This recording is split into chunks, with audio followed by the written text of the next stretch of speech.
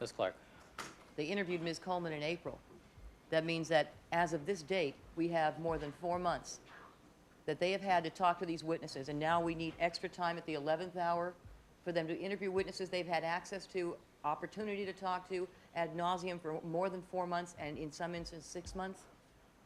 Which is why I'm inclined to resume tomorrow morning at 9 o'clock at our regular time.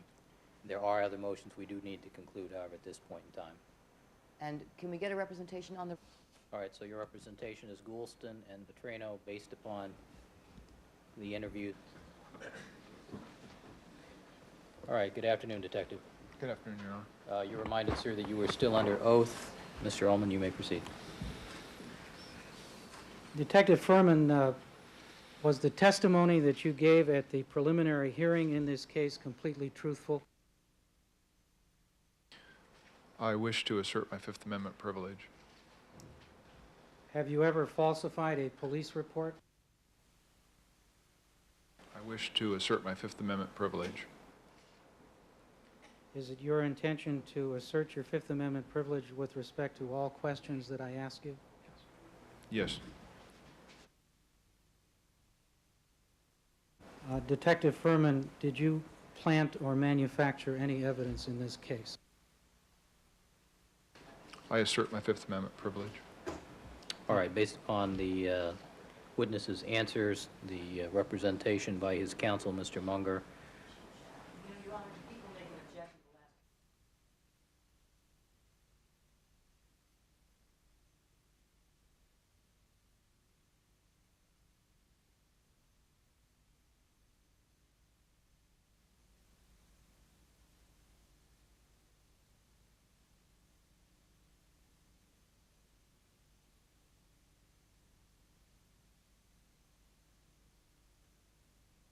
Officer Fuhrman turned around, looked at me, and told me, "I told you we'd get you, nigger." Question assumes IAD and that the jury knows what we're talking about here. Certainly. Okay. Asking everybody who is viewing this case to withhold forming any judgments, coming to any conclusions. Today you saw an unprecedented event. You saw a lead detective who is the person responsible for discovering the majority of the evidence in this case refused to answer questions on the grounds that the answers that he may give would tend to incriminate him.